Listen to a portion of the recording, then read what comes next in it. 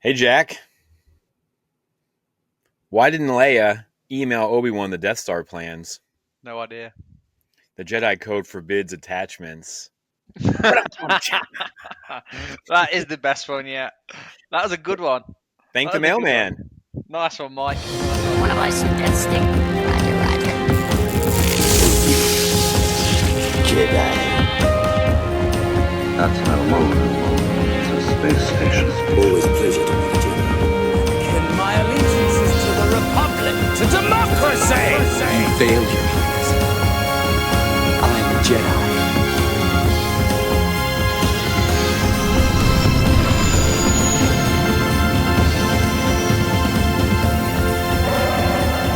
Hello, explorers. I'm Jack, and welcome to episode 114. And as always, thank you very much for joining us.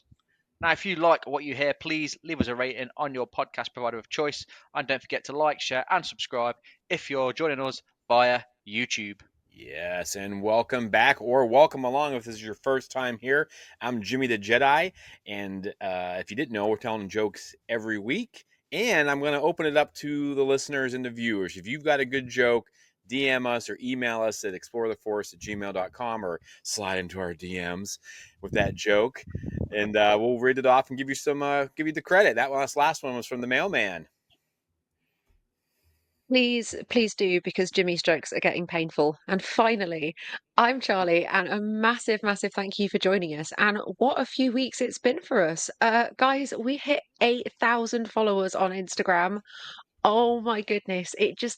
I wake up every day and there we go. There we go. I wake up every single day and that number just keeps going up and up and up and up. Oh my goodness. So, so grateful to every single one of you. It's been an absolute journey and we're having a brilliant time. And before we start, how has everyone been? Jimmy, let's start with you. How are you doing, my guy? I'm hot and I'm grumpy. I'm grumpy Same. because I'm hot. It's hot here in Kansas. It's real hot, hot, hot, hot. And then I cannot find those dang Coca-Cola cans anywhere. Me either. I'm not sure how Canada has them. Canada. We're We're ahead of talking the about times. Canada. They're We're our ahead of arch the times. nemesis here in the United States, so that makes me even madder. But yeah, things are getting, and then of course we're winding down the summer, getting close to school, so I'm gonna start slipping into that return to work depression. So if I start feeling sad and blue, everyone will know why. Jack, how have you been, man? You settling in up there in Canada? Yes, all settled in. Streaming this now, obviously from the bedroom, as you probably can tell. Waiting for my stuff to come over from the greatest country in the world, the UK. But I've had great success, which we'll talk about later, with the Star Wars Coca-Cola scheme. Yeah, it's So all jealous. going well. Yeah, it's been really well. And last week I asked about Ahsoka's homeworld. About 30% of you said she. So well done to you guys and girls that got that answer. This week's question: what species was Admiral Trench? What species was Admiral Trench? Now, Charlie, I've missed you very much. I've missed your fun facts. But first, how are you? Oh my goodness, how am I? I am exhausted. I am stressed. Everything's been delayed. The house move has been delayed. My house is full of cardboard boxes, and I don't know what to do with myself anymore. But what I do have for you guys is a really, really cool fun fact. Are you ready? I'm keeping with the Phantom Menace theme. Did you know that every door frame in Star Wars Episode 1 The Phantom Menace had to be taken down and rebuilt when they proved to be too low for a 6 foot 4 inches tall Liam Neeson? It cost the set crew an extra $150,000 to do this. Hashtag tall people problems. It just imagine coming into work ready to watch your effort, your craft, your skill be put to the magic of filmmaking and Star Wars, for the head of set design to walk over to you and say, sorry mate, got to do it again. That sucks. That's a bummer. It is. Right, let's head over to this week's Force Encounters. For my ally is the Force.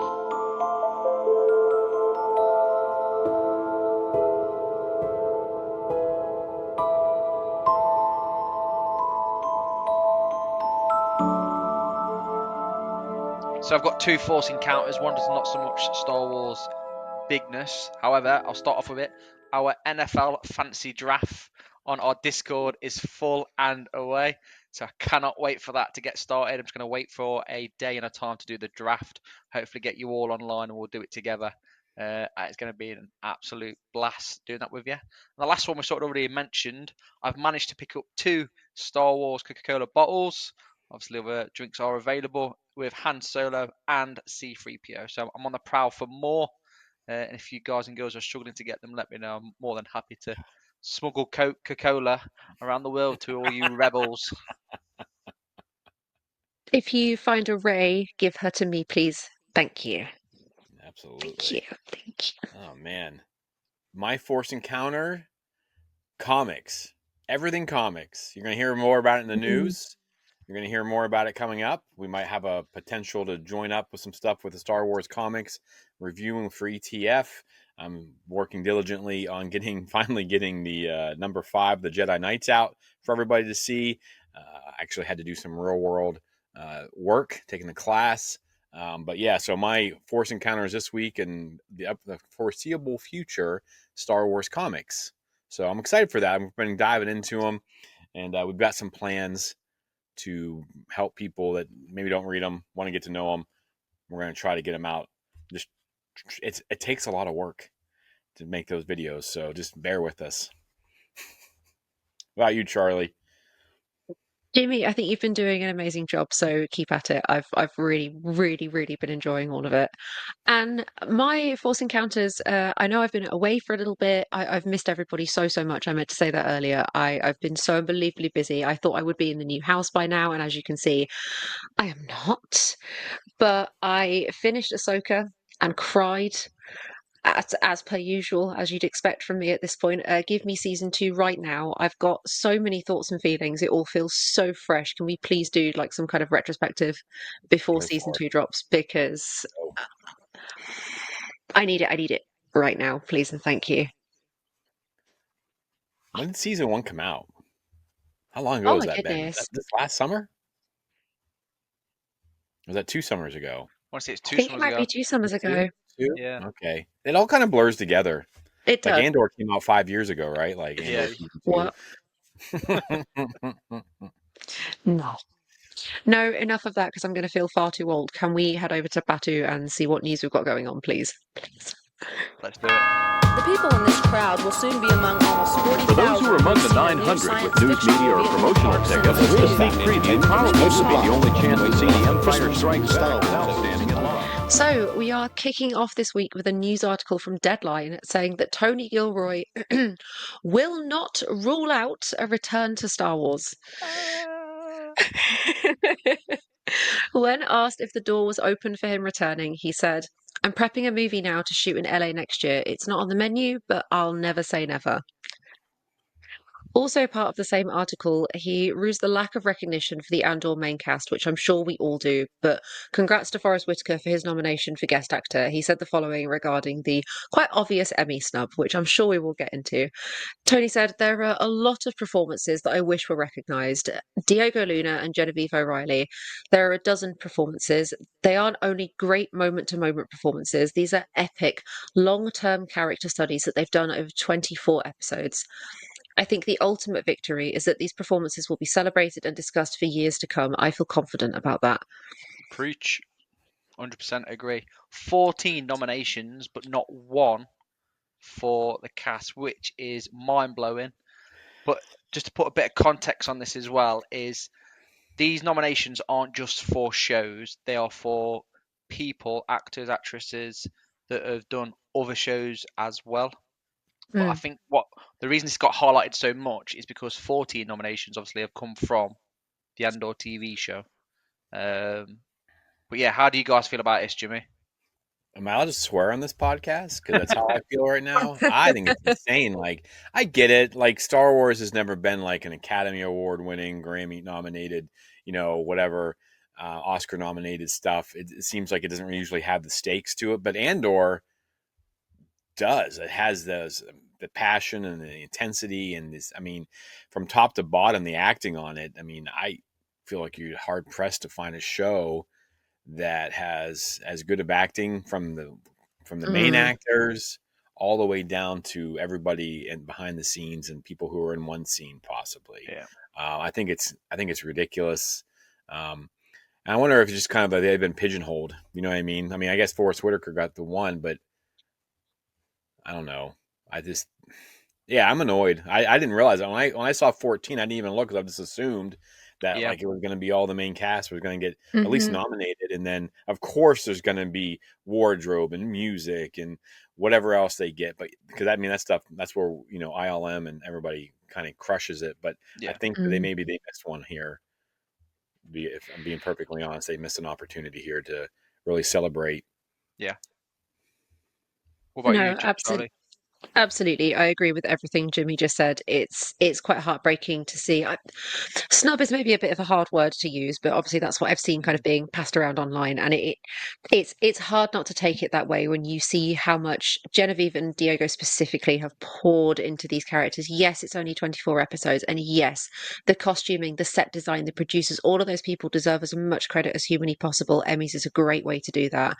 I need to see these actors recognized as well. Like the amount of press work that the pair of them have done, multiple Star Wars celebrations at this point, panels, fan meet and greets, behind the scenes interviews, the amount that has been poured into these shows, and it's frustrating to see something as prestigious as the Emmys not go, actually, so these people deserve that recognition as well. So it's frustrating, but obviously to go from 27 initial like nominations to this kind of like set 14, I'll take any and all of it to see Star Wars recognized on that stage at the end of the day. Yeah, 100%. And I think Tony Gilroy's done a fantastic job there, and said it wonderfully well that the ultimate victory is Mm, that this will be talked for years to come. It is an yeah, absolute masterpiece. What you got this for is us, a Jimmy? legacy. Well, I'm looking at some stuff. Okay, I know like the actors didn't get picked, Yeah, but we're getting outstanding picture editing, outstanding. This is only four of them, but outstanding drama series is one. So I mean, that's kind of like celebrating the entire cast and the writing and everyone involved. I think so. That would be a big one, and that's for the whole show overall. And then outstanding directing for a drama series 2025. yeah, Who Are You? Which that was a really great. That's the big one. Directed by is it Giannis Metz? So I can't see. Let me see if I can bring the rest of these up. Um, Drama, music, drama series, directing, outstanding sound editing, outstanding character voiceover performance, outstanding special visual effects. Those are the ones we always assume. Special effects, fantasy sci-fi costumes, outstanding cinematography for a series, outstanding cinematography for a series 1 hour again, outstanding sound mixing, outstanding guest acting. Yeah, so I mean, I know like the idea of it being best drama, like that's something, I guess, right? yeah, I thought maybe they had gotten snubbed there as well. So the show itself is being recognized, maybe just not the people that we yeah, love yeah. Mm, The so much. individual rewards. Yeah, Yeah. So that's kind of a bummer, though. I think they deserve it, but um, yeah, like I said earlier, being the comic guy, trying to get some stuff done. We got some plans. We have this really cool. I just saw this. I was looking at my pull list coming down the line, and I know that I think this comes out in August. I believe. So we got this Han Solo hunt for the Falcon. So this will be interesting. I wonder if that guy right there stole it from him again. So fair and square, possibly.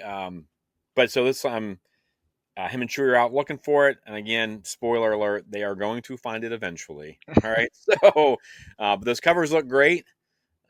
I don't know what you guys think about them. What kind of droids do we have there? Well, there's C-3PO in the background, I yeah. think, and then we've got I don't know what those droids attacking them are. probably assassin droids. I And think. the HK droids, maybe I don't know. And you got Solo, or you got Chewie and Lando over there. What time is this? Because they look older in this. So this Mm, this timeline is the gap between them settling down after Return of the Jedi and the Force Awakens. So Gotcha. he does go looking for the Falcon because obviously one of the first questions we get in the Force Awakens, apart from who is Rey, is what's the Falcon doing there? So I think again, what they're doing is bridging that gap between the Force mm, Awakens and Return of the Jedi.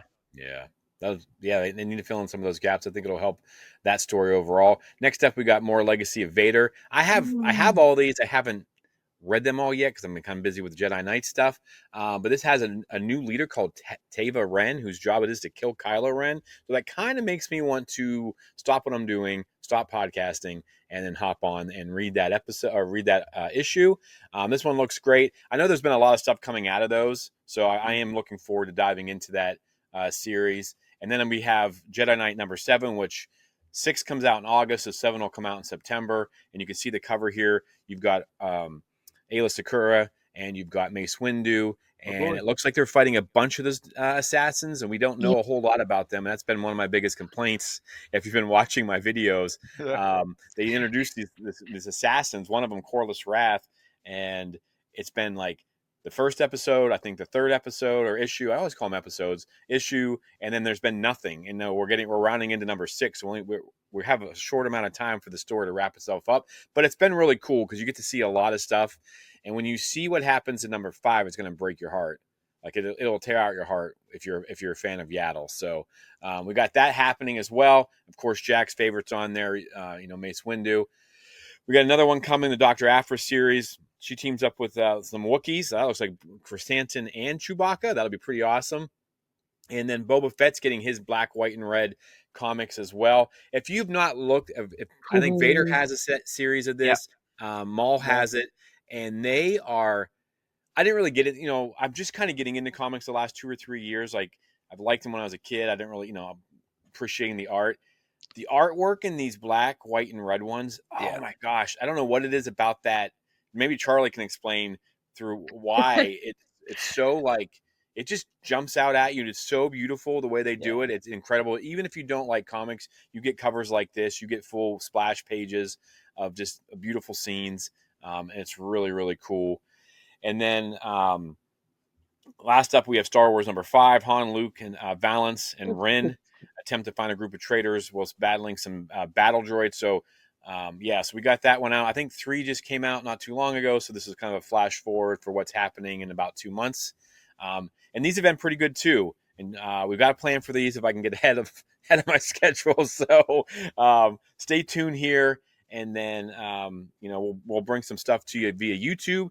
That's all been on YouTube on that side of things because we're breaking them down. We're showing videos, we're showing clips, and we're talking about the stories. And now, quite possibly, if things work out, I might be joining another podcast once a week or when Star Wars stuff comes out and reviewing them for that. And when we get more information about that, we'll get it out to everybody because we want to give the love to our local comic book shop that's asked me possibly to do that for him once they get rolling. He's got a lot of stuff going on at the shop. So I'm pretty excited for that opportunity and to have even been asked. I think that's pretty cool. So sounds good. Yeah, lots of comics, man. Comics. Some awesome content coming your way. And the last bit of news that we've got is San Diego Comic Con is almost upon us, and there is a whole ton of goodies for those collectibles to go out there and hopefully fund the trip yourself. There's a Darth Vader Tamagotchi, which I managed to pick up in Japan. There's Clone Troopers, Stormtroopers, Darth Vader's action figures from Beast Kingdom. There's a premiere helmet as well for Darth Vader fans. Display chucking out some absolutely amazing artwork as always. Again, limited edition. Keyword for collectors. Another keyword for collectors is convention exclusives, and the Star Wars Unlimited 2025 exclusive this time is 6 variant cards in blueprint style. Again, you've got your R2, your BD1, or droids there for those collectors, and fig pins. I know Figpin Brian, massive collector and fan of the show, will be definitely messaging, or if not going himself, to pick up some of these fig pins. Big fan of the Rancor one and the Ghost Qui-Gon there. And also we've got lots of, the normal stuff, ornaments and manual pins by Hallmark. We've got lots of collection stuff coming from the Black series. I think everyone's losing their mind over the Anakin and Obi-Wan clash. We've then got a Darth Vader from Minico and a live Orabesh engraving by Rock Love. So basically you can pick up a necklace, bracelet, and they will engrave it there and then on the spot with your name or whatever message you want in Orabesh, so no one else can read it apart from those that know Orabesh, which is probably not a lot of people. And there's also the Star Wars Micro Galaxy Squadron stuff as well heading that way for collectors. So yeah, lots of stuff as always at San Diego Comic Con. Not forgetting some awesome panels with the George Lucas panel and the Saga Museum panel. Oh yeah, it's exciting. And hopefully we do get some Star Wars trailer goodness. I know the rumors are that there isn't anything, but who knows for sure? I don't see them giving that to George. You know what I mean? Like I don't see them having him do it there, and I don't know if Disney's going to have a No. presence outside of shops at San Diego Comic Con. I don't know. I haven't looked to see the schedule yet, but No. yeah, it'll be interesting to see what happens. Well, why would you not have the maker himself bring in the next era of Star Wars? 'Cause it's not his Star Wars anymore. Yeah, I think that's the key. And now I get what you're saying, Jack. I think you're like Mm. it would be like for fans that are grumpy about stuff, you know. So like George is like, "Hey, this is here we go." But Disney's more worried about their brand than they are George Lucas's brand, I think. Yeah. Plus this is going to be I bet I would assume, I don't know, I could be wrong. You guys tell me what you think, but George is going to want to be the focus.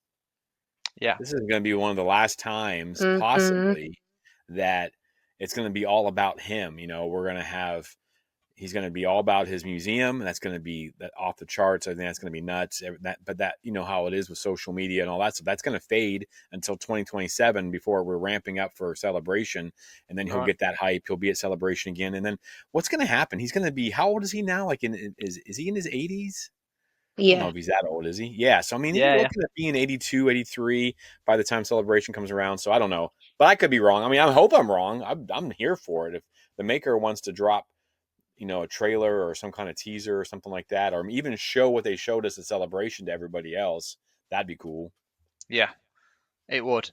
And perfect segue there, speaking of trailers, to lead us into this week's main show.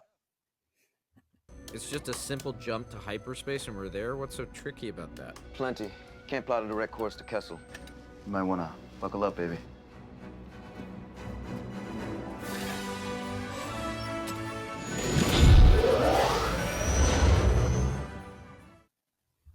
Okay, so this week, as always, we dropped some awesome content, and one of the content that we dropped was a reel involving AI. Now, we've got no idea who made this.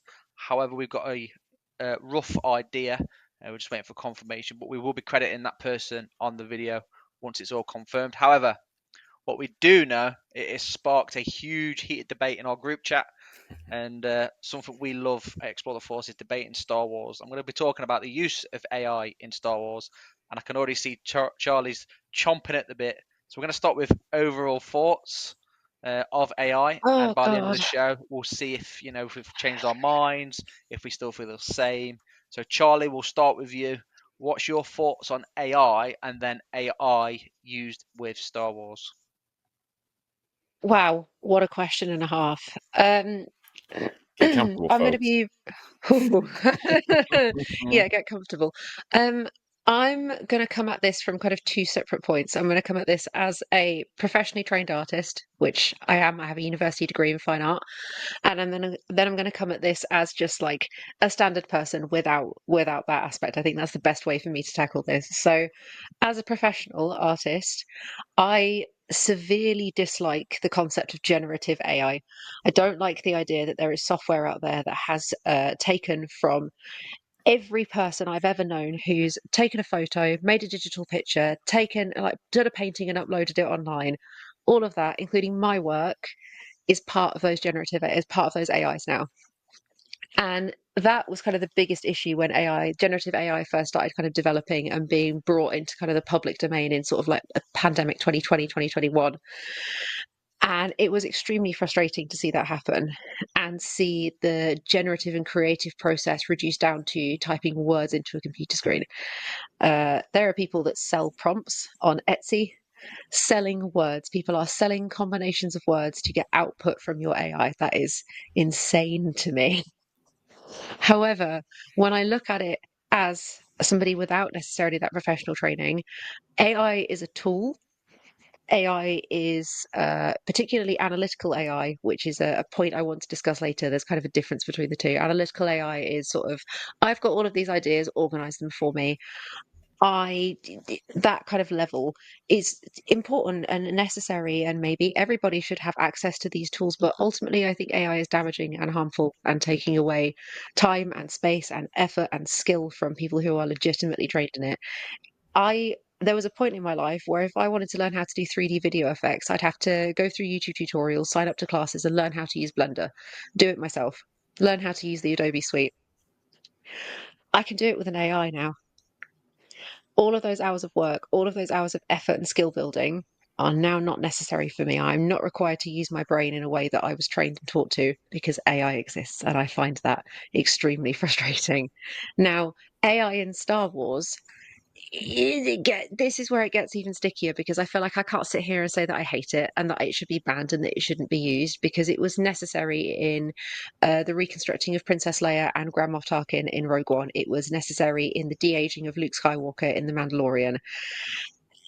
That's a time when AI has been used as a tool to assist programmers, to assist special effects artists, to assist these people who are doing all of these things to make the process easier. So I want to hear where you guys stand. I'm going to stop talking because I'm not sure how much sense all of that made, but we'll go with it.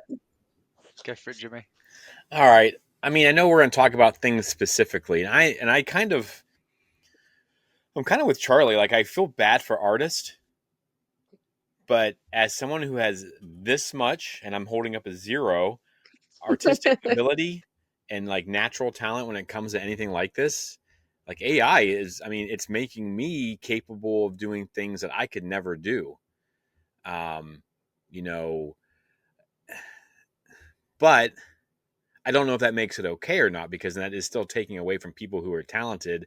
I'm just willing to, like Charlie said, like I understand exactly where Charlie's coming from. You sit there and you do all this work, and then everything you've done seems like it's pointless because now you can just have AI do it for you. But then those people creating AI have these jobs. So I don't know. It's kind of like a vicious circle because like there's parts of it that are great. There's parts of it that are like, oh man, that hurts. But then the same thing you're complaining about with like it's crushing artists, but then it's also giving more people in IT, and it's like, and it kind of reminds me of like ILM when you watch those videos and they kind of fought about going from practical to CGI. Like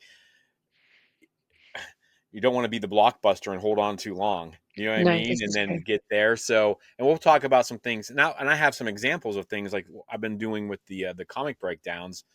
I cannot do an Obi-Wan Kenobi impression, but I can type in and it has him say stuff for me. And it sounds like Obi-Wan Kenobi is talking for me.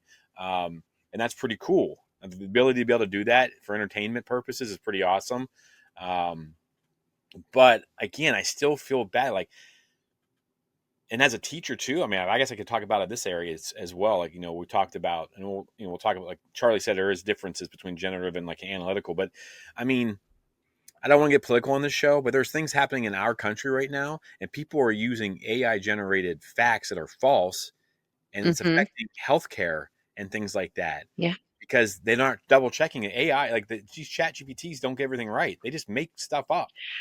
And I get students all the time.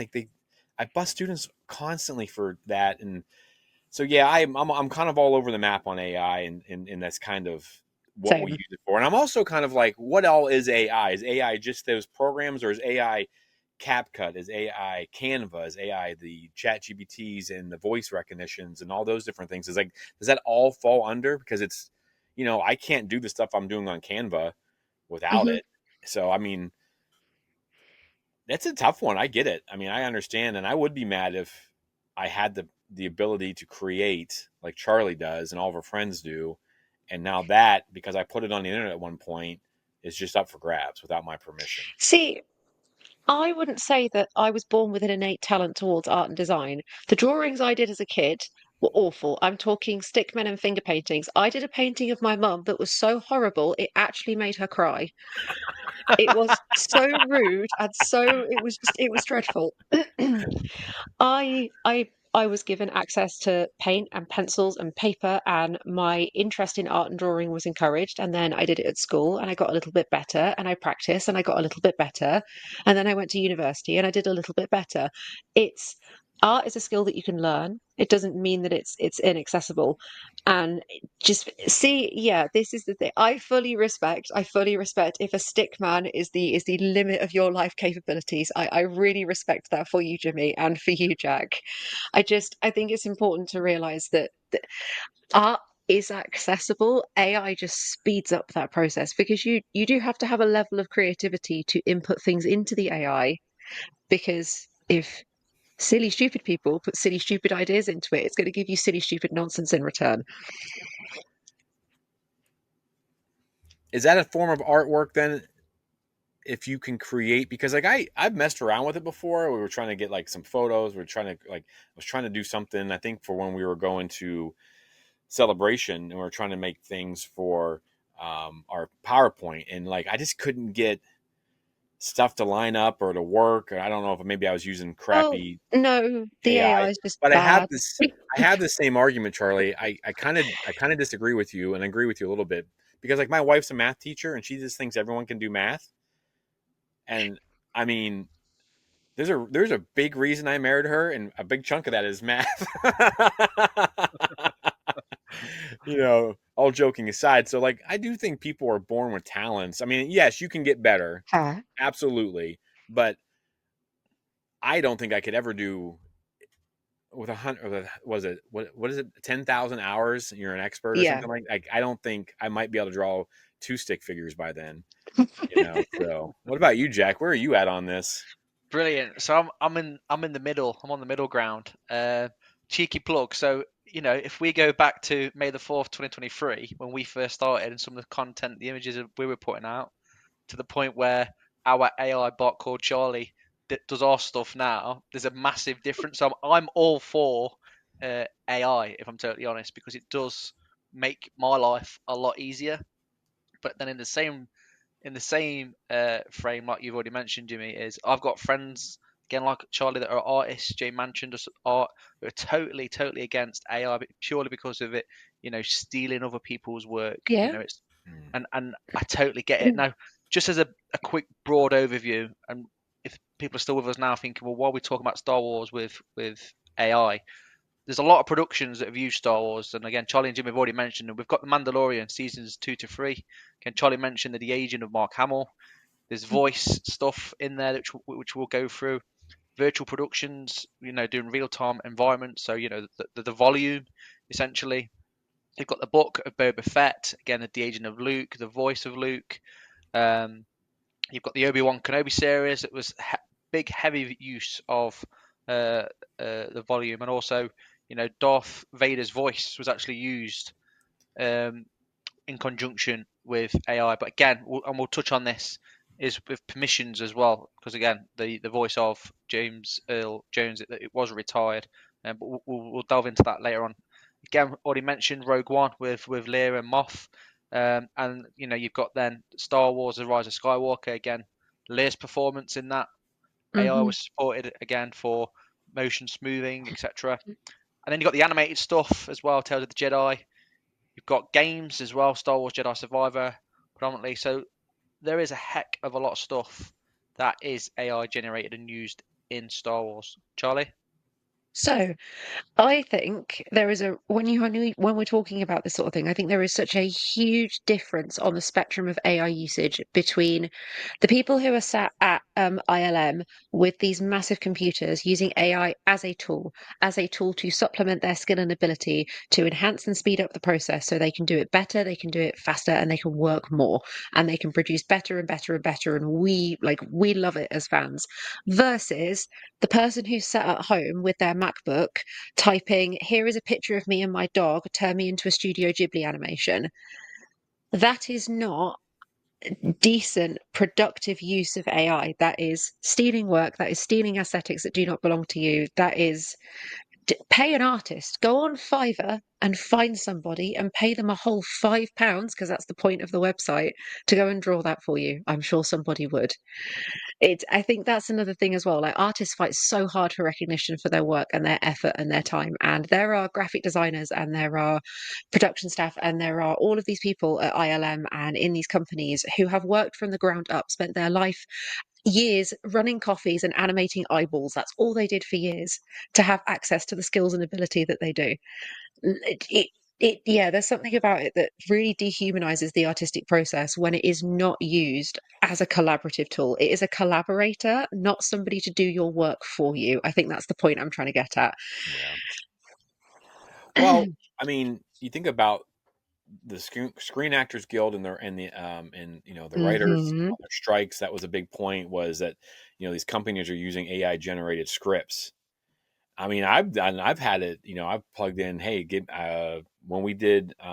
In all fairness, I did it to give me some ideas when we were getting ready to go to Japan. I said, Star Wars connections to Japanese culture. And it's like bam, bam, bam, bam, bam, bam. And it just gave me a starting point. And then I went on and I did my own research, made sure everything was Hmm. correct. Hmm. That's, I think, sometimes the problem is not everyone's not checking their work. But what about so like animation? I think we might be talking about this. So I hope I'm not jumping ahead, Jack. But like, what if we can get more animation, because they can be like, all right, I need, with these characters are all, I don't know how it all works. I mean, it's like the cloud. I have no idea. I don't understand it. It's magic. It's voodoo magic. All right.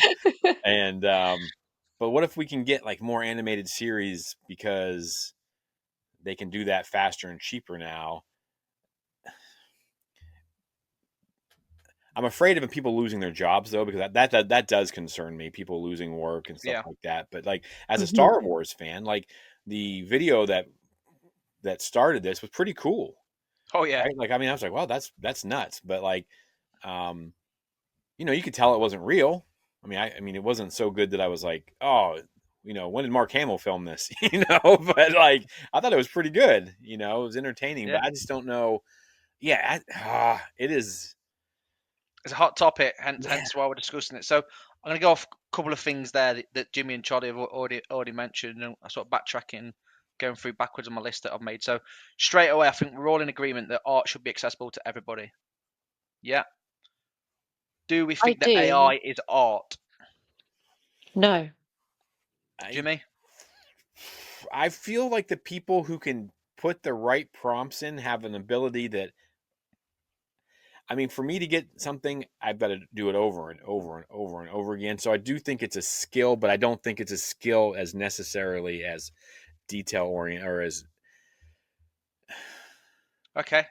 I, I would say that someone who's an artist and who's doing this stuff themselves, that skill is much harder Yeah. than typing in the words and understanding the prompts. But I mean, it's like coding. I mean, I don't know. And for someone who can't do it, it seems like a skill to me. I'm impressed when Hmm. people can Yeah. do You're these things. correct. It's a crazy Sort of like, skill. yeah. So yeah, I guess I don't. Cool. So as always, we put this out, and I've filtered through loads of comments. I've got a handful of comments from the listeners and followers we've got, and there's some really really good comments, and I'm just going to spiel them out as and when it sort of makes sense. And so the fan in a hat commented, generative AI steals from real artists, accelerates the destruction of the environment, and borrowing all that is completely unregulated and being abused by corporations to further disconnect us from reality and take immoral shortcuts that are going to negatively affect human education and social awareness. And they went on to say, that's the short version. So that sort of ties in to, again, what Charlie's saying, what you're saying as well, Jimmy. And also, like I was going to go back to as well, the point that I think if AI is used, it's got to be Hmm. used correctly. It's got to be fact checked, etc., etc. And also to the point again that Jimmy brought up. Yes, obviously you knew straight away that the video we put up was AI. But then my point would be, if you had never watched Star Wars before and you'd watched that, would you know it was a fake or not? Maybe, maybe Valid. not. And it sort of ties in with another content as well. A comment, sorry, from over on Instagram from John Lon. He says, yes, AI sucks, but yes, he would want a Luke show done well. So it's sort of, you know, it's grabbing what people want and making it happen to some degree. So yeah, you've just got to be really careful, I think, with the art stuff. Another really amazing comment we had was from Chris Wolfmoon, saying he loves our passion for Star Wars, but he encourages people to consider this: passing off our creative abilities to a machine is the death of art. If we no longer have to Yep. strive to become skillful artists, then the journey is already done before it even begins, and our ability to make something great is already a pipe dream. AI art is inherently destructive in the grand scheme of things, as innocent as it may seem without thinking too much into it. I encourage you to pursue making art out of your own skill and ability, rather than rely on a machine that steals from other art. And again, he reiterates the fact that he's not being mean. He's just more of No, a No, helpful comment. So I 100% agree with everything he just said. That is exactly what I've been trying to say for the last like half an hour. I just haven't been able to articulate it. now on the complete flip scale, okay. Some more comments. So Wilbur and Gold said it genuinely doesn't get why people get butthurt about AI in Star Wars. So this is just AI in Star Wars at the minute. We literally are able to tell and create so many more and better stories than what Disney would ever give us. Nobody's saying this stuff is canon, but it's still so cool to see when done right. So again, it's sort of tying into what we're saying about fact checking, make sure it's done correctly. And then we've got on the other side of the fence is Dave Kersner said, I have an aversion to AI for so many reasons, but if you could feed in a book written by a human and have it bring to life as a movie or interact with it and write your own stories, it's a potentially good source of entertainment on the viewer's side. But it's the part where it could replace humans' creativity that is scary and sad. So I don't embrace it with open arms because it could be the beginning of the end. So there are a couple of comments we've had. Has he? Oh, AI had me, but I'm back. You've paused out on could be the end of, and then I went. No, that was literally the end of the comment. So Yeah. perfect timing. All right. So yeah, that's again. Thank you to all the people with the comments. We just picked out a couple of a few couples are there. So and it sort of brings you on to the next bit, the bit we're going to talk about now. Unless any of you guys got anything you want to say before we move on. We're moving off from AI. So we're sticking with AI, but we'll carry on with Oh. within the topics. Yeah, that's fine. Cool. So the next bit then is ethics. The ethical Ooh. side of this. It's already been mentioned.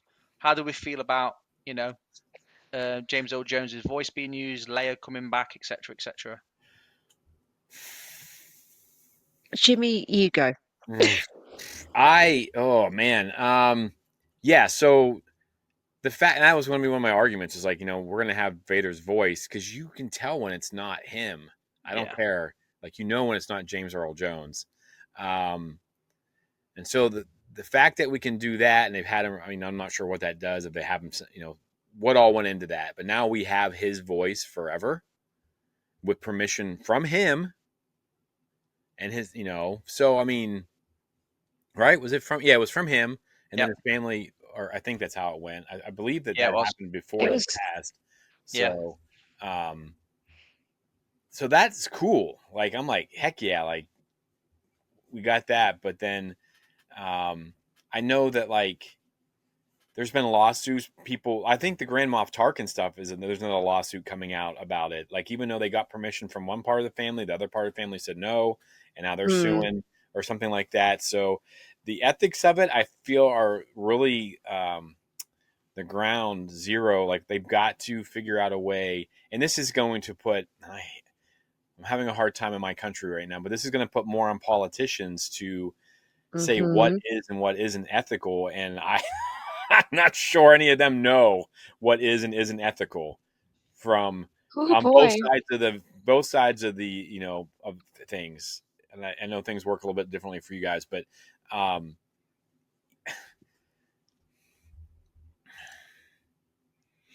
think it needs to be, all joking aside, like this really could be the beginning of the end. I mean, there's reasons that Terminator are based off these ideas, and that was my first message to you guys was I seen how Terminator ends, but I don't know the ethics of this.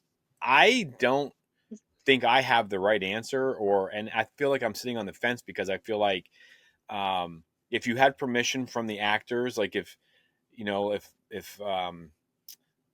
if the actors or their family said yes, you could AI young Luke, Han, and Leia, and we could get more adventures of them. They'd bring the comics to life or something like that. Like I would be hard pressed to be mad about that.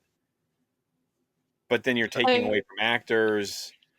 So I honestly, until like I don't know the ethics, I don't know where it falls, I guess, because I understand like everything we've talked about and Charlie, the stuff that Charlie has said about it stealing work from people, and I get that.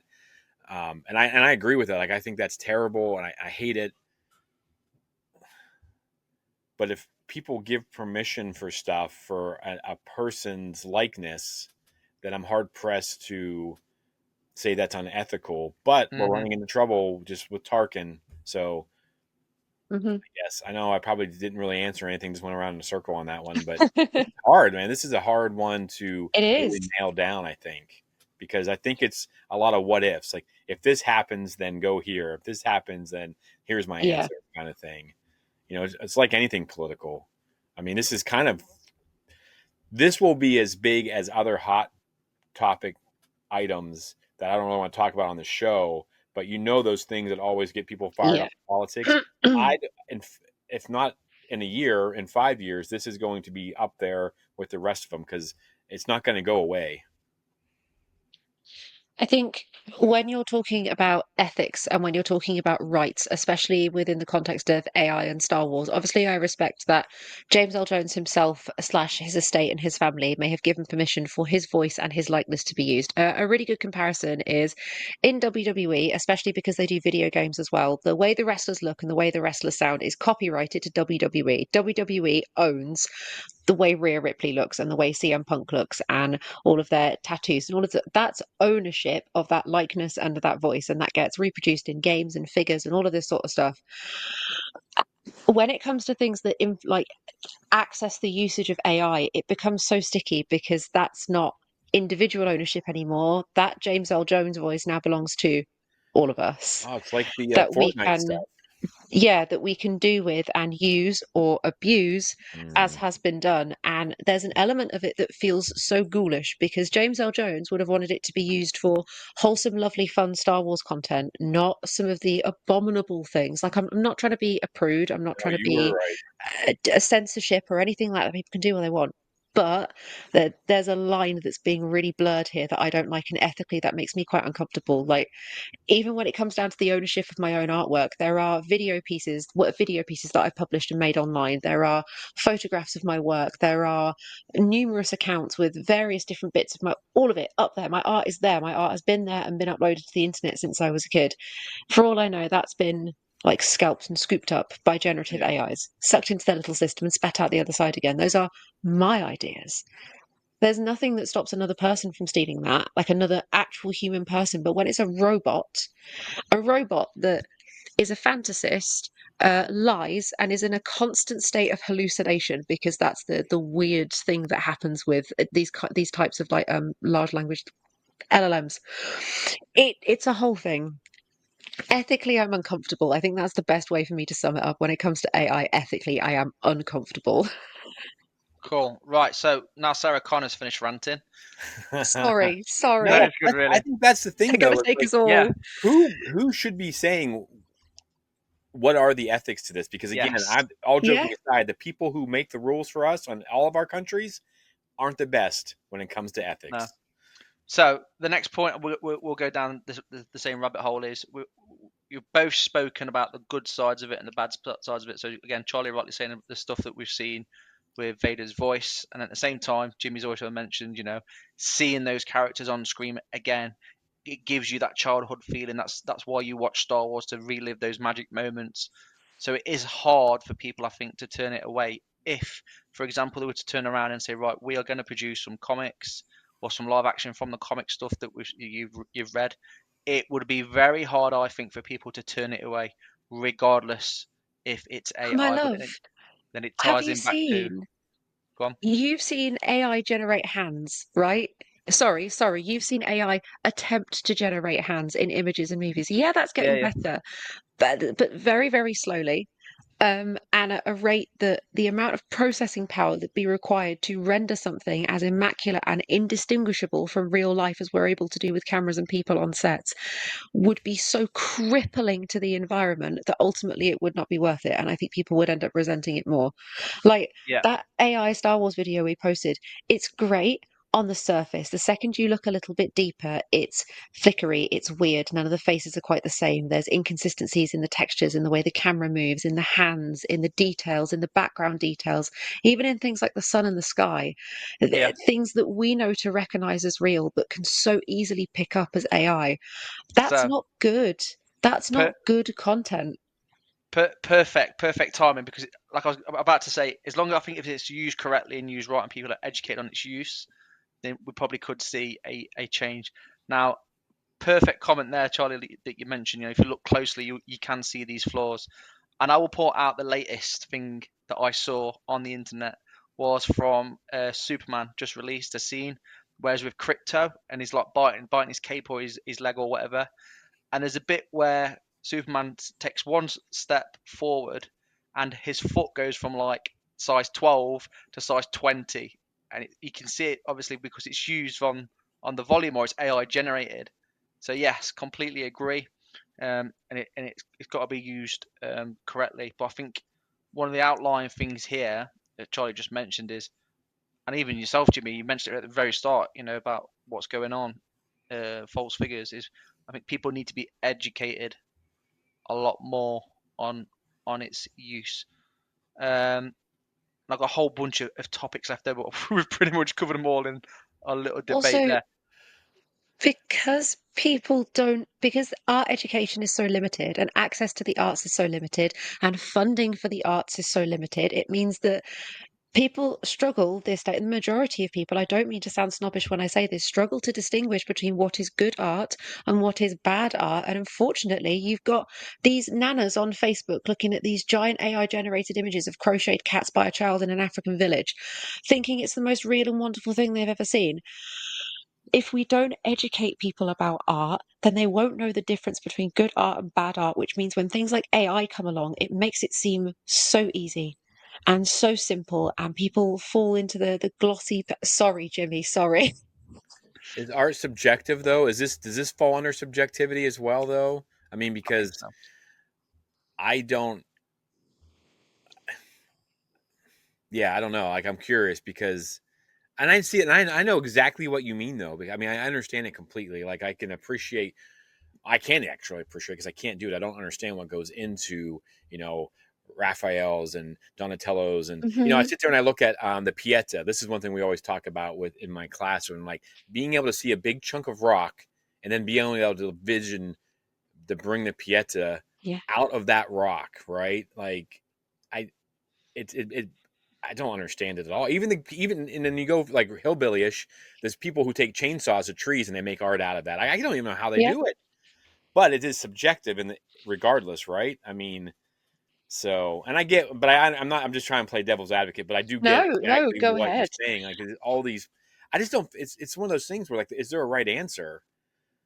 No, that's the Like we're frustrating all, thing. yeah. I That is mean, the 'cause frustrating thing. I'm looking at Love it. specifically. I'm looking at number 2 and number 8 on our list, Jack, and I kind of like Yep, to talk about that a little bit before we. I know we're 100%. going long, but I feel like this is a good one because I like. It's just tough though. I don't know if we've actually answered anything. I No, think we just we're keep all going getting around in confused as circles. everybody else, but Yeah, um, it's brilliant. It's brilliant. yeah. Right, we'll start off with an easy one. In fact, no, we won't. Right, script writing and story development. One of the comments that we had was, people could write a script, send it into AI, see what it does with it. How do we feel about script writing and story development with AI? No. Have you seen ChatGPT try and write a story? So it can't construct a sentence with with no more or less than three descriptive words with commas in between it. It uses an unholy amount of dashes, which are completely unnecessary. It's sycophantic, it's overdramatic. It has a tendency to lean towards pleasing people more than anything else. It wants to make you feel good about your ideas, even if your ideas are objectively or subjectively poo-poo. It is trained to be your biggest cheerleader and your best friend and your biggest supporter, and Please stop please stop generating children's stories and putting them on Amazon. Please don't ever let us reach a point where a human being isn't at the hands of writing a Star Wars script, because I think I will stop watching Star Wars. I have used AI to help break down story ideas when I've been writing things, and I've got this bunch of ideas, help me organize it into some kind of narrative. Even that simple task, when I provide it all of the information, it will still fill in loads of gaps that I didn't ask for and provide plot points and suggestions and adjustments and changes. All of it's bad, none of it fits. Yeah. It also can't remember more than about 5 or 6 things at one time when you're having a conversation with it. So a conversation thread that goes on longer than about 6 replies, you've got to start all over again. It's not good enough yet to be used the way that people are trying to use it, especially the commercialization and capitalization of it. But that's a whole other discussion. Don't write scripts with AI. Use your brain, please. Jimmy. Yeah, I think about this the way we teach kids to do research, where we're like, don't go to Wikipedia, right? But what you can do is you can go to Wikipedia, you scroll down to all their sources, and you go to those sources that are actually sources. And I think a little bit. The first time I've ever used AI, and I know I've brought this up a couple times, was I was a little bit nervous about Japan, right? So I just want a second opinion, and so we were out in the hallway talking as teachers, and one of the younger guys, who he loves AI, he uses it a lot to like figure things out. But again, like Charlie said, there's always mistakes in some things, so we've learned to have to go through it. But like we worked on the script for Japan at first, and then I used it as an outline, and then I went through and I'm old, so I printed it out so I could go through it and highlight the things I liked and scrap the stuff that didn't make any sense. But so yeah, I think Charlie, you're right. That Tony Gilroy's not. That's a gift. It's an art. That falls under art as well. I just feel like the same thing. I do think it can be a tool, and as educators, we are trying to get ahead of. Mm-hmm. For 2 years now, my co-department chair at my high school, my former high school, has been asking for a committee to get started on how are we going to use AI in school, because you can't avoid it. Kids have been using it for, photo math and all these Yeah. different things. Like, we have to get ahead of it, or because it can be a really good tool and it can help people, and it can be like, hey, what's your suggestion for this? Like, maybe to get you out of writer's block. I've written 2 books, and it would have been nice to have something give me an idea that maybe I could have jumped off of, because sometimes you just get stuck.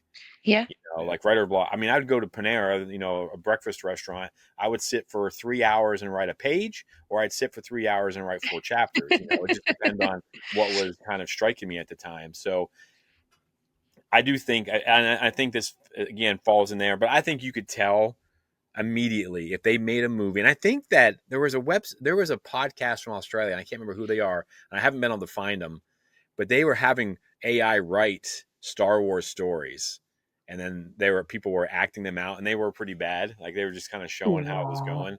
So, yeah, I think that it's a tool. I don't think it's powerful enough yet, but I do think that it's inevitable. Because these monsters in movie business, the owners, the Zavs Labs they want to make as much money for themselves as possible, and if they can cut out paying. How much money did Tony Gilroy get paid for writing? Do you know what I mean? Like, I don't know. I'm curious. Like, and then you take that money and you put it somewhere else. And that's terrifying to me. If you've got an AI system that could do it just as good, but you just have to hire someone to fact check somebody's everything. working on it. Bezos is working on it. He's spending his gajillion dollars from Amazon, and he's probably trying to, how can I make more money? Yeah. And so we've been painting on cave walls and telling each other stories since the beginning of time. Can we maybe not lose that one kind of pure human thing about us to the horrors of the machine? That's another thing, is imagination on kids. Yeah. Like, I know you guys, you have kids, Jack. Like, you think about what you did as a kid and what they're doing as a kid. Now, it's cool because they're playing the cool video games or doing all these fun stuff, but they don't have, and I don't know necessarily about your kids, but like, they don't have the imaginations that we have. No, they don't sit there like we used to. Kids to like think about like, well, what if? What? Yeah. Well, what if Germany had won the war? What happens? Or what if, and these big life-changing things, and they can't wrap their heads around it because they don't have. And then this is just going to make it worse. Oh yeah. We're moving Yeah. toward Idiocracy, the movie. Like we're moving towards that. Electrolytes, swap plants brave.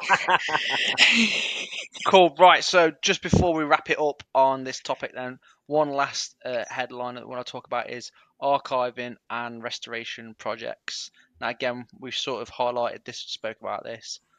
I'm personally a big fan of this. I am a fan of AI as well at the same time.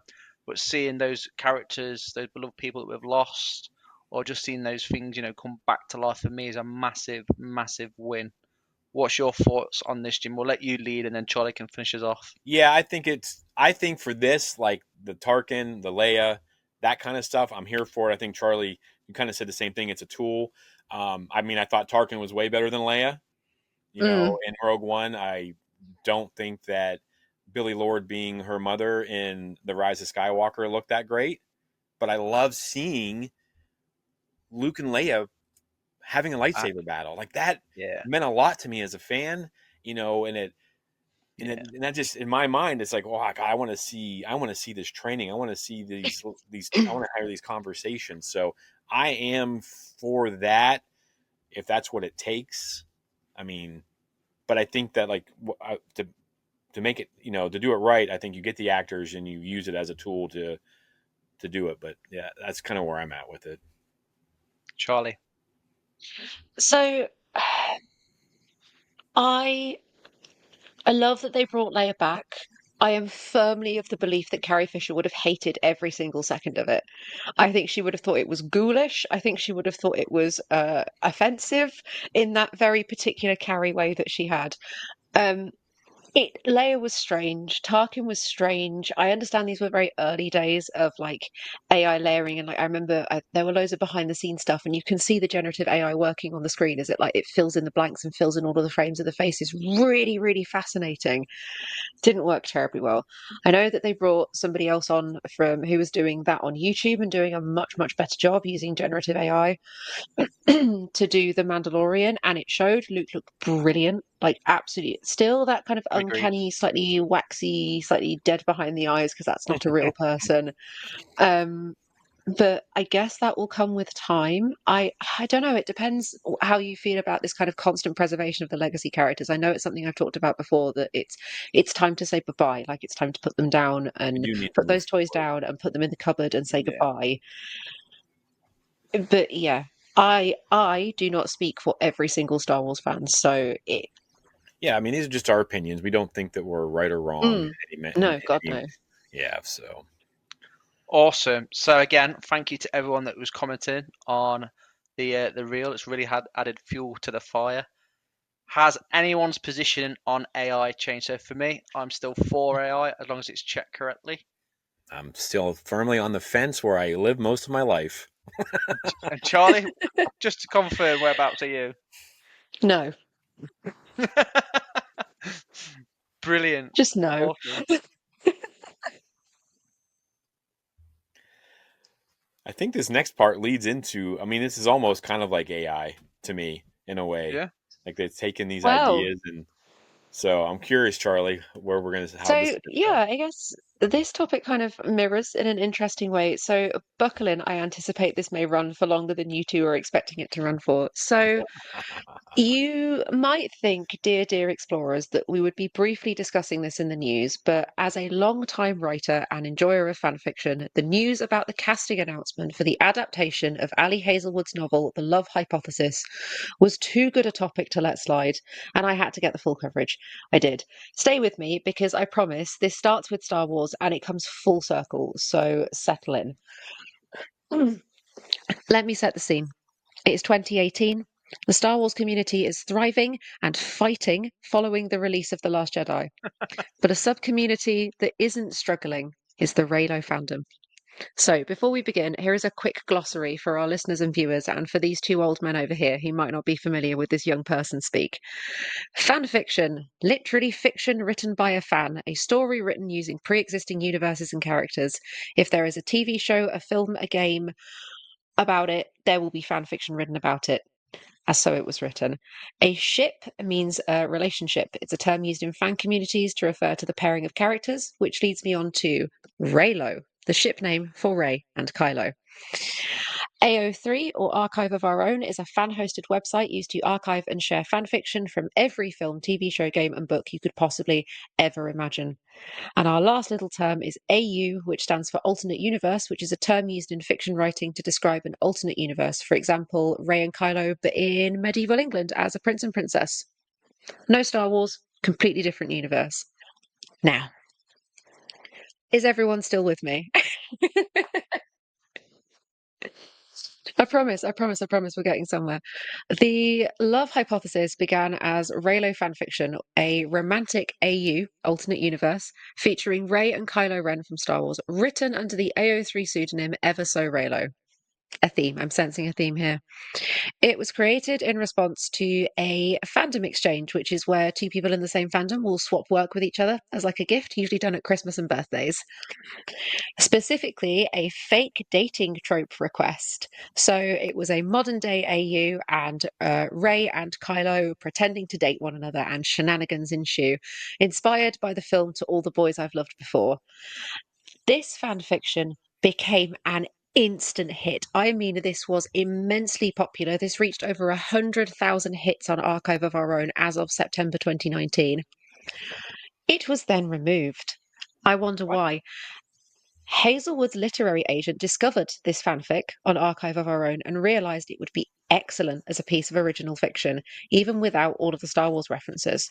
So there was some discussion between her agent and Ali to rework the piece and remove all of the Star Wars, change the names, keep the characters, keep the story. There we go, a brand new original piece of work. This is something that happens quite a lot in the fan universe. If you guys are familiar with a certain book called 50 Shades of Grey, you may know that 50 Shades of Grey Jimmy's started favourite. out started out as a piece of Twilight fan fiction way back when. So I did not know that. No. And the characters were stripped, the story was changed slightly and turned into an original piece of work. Team Edward here, by the way. Team Edward, that's what we like to hear. Sydney will be very happy to hear that. I'm also Team Edward. Thank you. Thank you. So Ali reworked the piece into an original novel and submitted to Berkeley Publishing after multiple rounds of feedback. And the publisher also chose to keep the close connection to the fandom that helped shape the story by commissioning some really, really, really beautiful fan art for the cover. Give me 2 seconds. You guys have probably seen this cover. It was on every bookshelf, all over TikTok, up and down. You've probably had female family members, younger female students, most likely would have talked about this, known about this. The summary for the book is when a fake relationship between scientists meets the irresistible force of attraction, it throws one woman's carefully calculated theories on love into chaos. I would like to preface this for any people under the age of 18 who may be listening. This is not a book for you to read. I just want to clarify that before anybody gets. So, on September the 14th, 2021, after all of this rewriting and all of this reworking and this Reylo hype still going strong, The Love Hypothesis was published and it immediately became a New York Times bestseller, spending over 10 months on the bestseller list. It went viral on TikTok with over 300 million views on its hashtag. This is via Goodreads. Fans immediately recognised the Reylo origin and spent a lot of time online and Reddit speculating character parallels and naming similarities and personality. So in the love hypothesis, as you can see here, we have on the right, this is Olive. Definitely not Rey. Definitely not. She is curious and independent and a bit clumsy and quite naive and quite sweet. And on the left of this image, we have tall, dark and handsome. We have Adam, who's a professor, who is definitely not Kylo Ren. Or Adam Driver. Or Adam Driver. No. He is stoic and stern and moody and grumpy, and the dark, thundery cloud to Olive's lovely sunshine. It is so beautifully fan fiction that I love it dearly. So Hazelwood has said that she started fanfic writing to explore fiction alongside her academic career, and she has never once denied the book's origins. E.L. James spent quite a lot of time trying to hide the fact that 50 Shades came from Twilight, whereas I think Ali recognised that it was her fandom, her expression. This would really, really benefit her to talk about this. The academic setting of the novel is it mirrors her background in neuroscience, which is something I really, really love to see, women in STEM.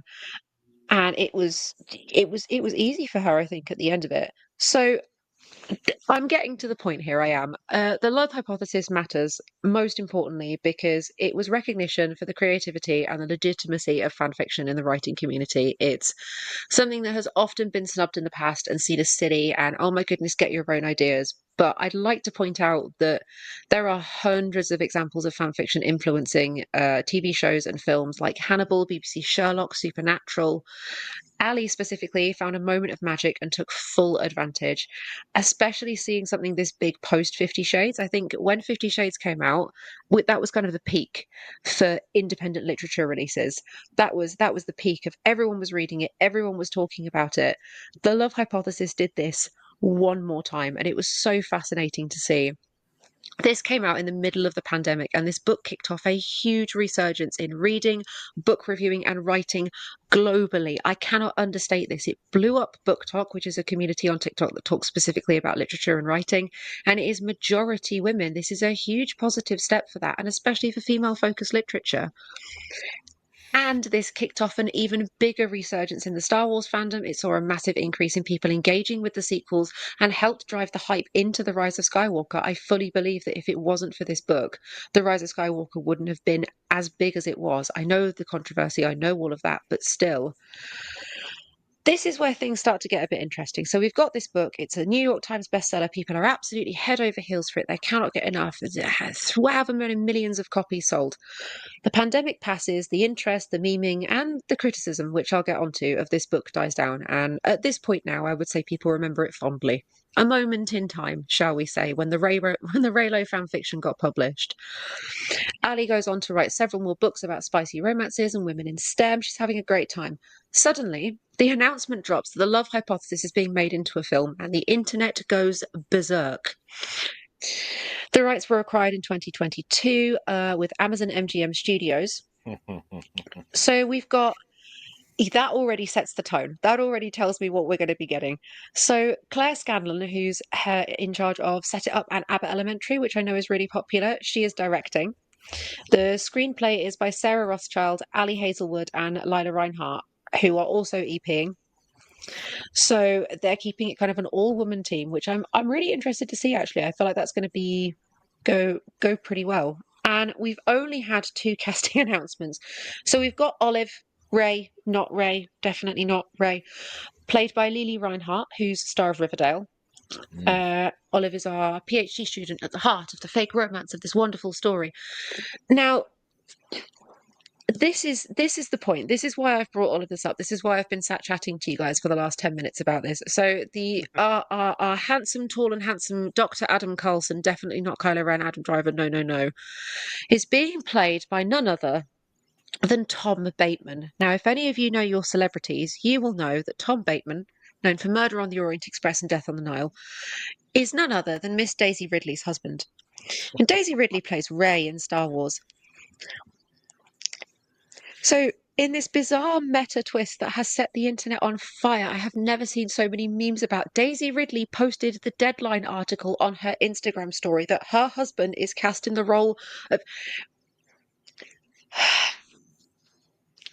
What is happening? I would also like to point out the main villain in the Love Hypothesis, the male villain, is named Tom, which is Daisy's husband's name. And yeah, do you see why this has blown my mind a little bit? Well, they should have just gotten Adam Driver and Daisy Ridley to do this. I mean, can you imagine? I mean, why not? Like, it lapped it up. Why? Yeah, and then have Tom be the bad guy like that. Yeah. I mean, if you're gonna do it, and you're gonna stick with this theme of because this is pretty cool. Like I've thought about there's some stuff that I've been kicking around, but why not just go with those two? Like I know this is supposed to be like the book itself is. Personally, I'm not a very big fan. Wasn't able to finish reading it. I didn't enjoy it terribly much. Not a little bit too soft and lovey-dovey for my. No, cheesy, too cheesy. But come on, what Chuck. are we doing? What? Sorry, for journalistic integrity, I will finish the book. It's a wild choice. If you'd have told me in 2018 that they were going to make this Reylo fanfiction into a film starring Daisy Ridley's husband as the male lead, who's actually Adam Driver as Kylo Ren from the Star Wars franchise, I would not have believed you. That's nuts. It's cool though. I mean, that there's that big of a fan base out there that she could do Do this. you? I could do a whole episode on the Reylo fandom. I honestly could. There is so much I could educate you to about the era 2016 to 2018 Star Wars fandom online. Let's do it. I'm here for toxic relationships. Let's go. Yeah. Yeah. Thank you guys for coming to my TED Talk about the breakdown of the love hypothesis. Thank you very much. I will finish the book and provide a review forthwith. I think it's awesome. I mean, that's cool. I mean, I'm not going to read it because I don't really get into the Raylo thing, but I think that's No. awesome. Someone who, I mean, Mad credit to Ali for her success. absolutely. Like And then it really was a moment in time, honestly. Yeah. And having to rewrite it, like, I'm not anywhere near her level, but like when my co-author would be like, "Can we change this?" It was really hard for me because I was set in a certain Yeah. story, and for me to have to change something, that was difficult. And again, like I said, I am nowhere near the talent of this young lady, and so that's impressive that she could take that whole concept and because there's this famous criminal from out in this area. I don't want to get into too much detail, but I've been trying to rework it into a Star Wars story because it's like originally I was going to try to write a movie about this guy. And then I was like, why don't I make this like a Star Wars, but based on this guy's life? And I struggle with it, you know? So I'm impressed. I love this. And I think this is what you don't get with AI because AI is not that clever. And I think that kind of really ties into it because it took a person to do this. Yeah, this all started because two authors were like, "Hey, it's Christmas. I'll write you a story from this prompt, and you write me a story from this prompt, and then we'll swap them, and that can be our Christmas present." And lo and behold, the Reylo fanfic was written. It's awesome. That's pretty cool. And then an agent comes along and says, "Hey, you could turn that into original book. Strip all of the Star Wars out of it. Strip all of this, and this out of it. There you go." Very cool. And lo and behold, now it's a film. I don't know how good the film's going to be, but I'm interested to see how this goes. I think Ali is lying on top of her big pile of money right now, giggling her head off at the idea that the Star Wars Reylo fandom is going crazy right now because it's been a joy and a delight to watch. It really, really has. Yeah. We're back, guys. We're back. All right. Well, good for her. I mean, I think that's pretty cool. Getting paid for what you love to do. There's nothing better. Hell yeah. So I hope they just stay true to her and they stay true to the story because there's nothing worse than like you think about like the first Percy Jackson movies. Oh my God, they were so bad. Aragon, or like they just took these books and so I'm hoping for her sake. Yeah. That they stick because the book's good for a reason. Stick to it. So. I'm hoping that because she's attached in like an EP and producer position, and I think the directing as well, from what I read, that feels like she's on it, she's in it, she's involved. This is her baby. This is what catapulted her her writing career into the absolute stratosphere. Awesome. Plus 40 weeks at the top of the New York Times bestseller list for a romance, a straight, soft, soppy, fluffy, bit spicy, bit adult romance. Well, I love to see it. Star Wars sells. Star Wars does sell indeed, even when it's dressed up in a lab coat.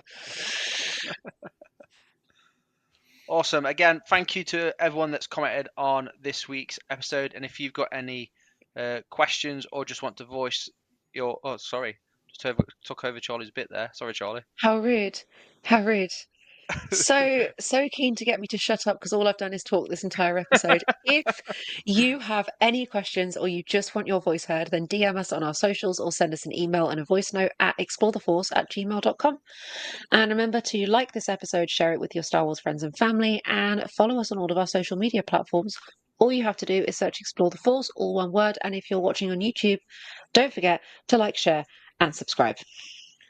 Also, if you want to show your support and spread the word around by image as well as voice, then head over to Redbubble and search Explore the Force, where you can purchase unique merchandise. And a massive thank you to everyone interacting with us via our social media. You keep this podcast amazing. Yes, and finally, you've been listening or watching Explore the Force. We have spoken. We'll see you guys next week. Hello, what have we here? This is just the beginning. I know what you're gonna say. Are you stuck up, half-witted, scruffy-looking nerf A herder? great disturbance in the Force, as if millions of voices suddenly cried out in terror. There was suddenly silence, silence, silence. Wanna buy some death stick? Roger, roger. So be it, Jedi. That's no moon. It's a space station. Always a pleasure to meet you. And my allegiance is to the Republic, to democracy! You failed, Your Highness. I am a Jedi.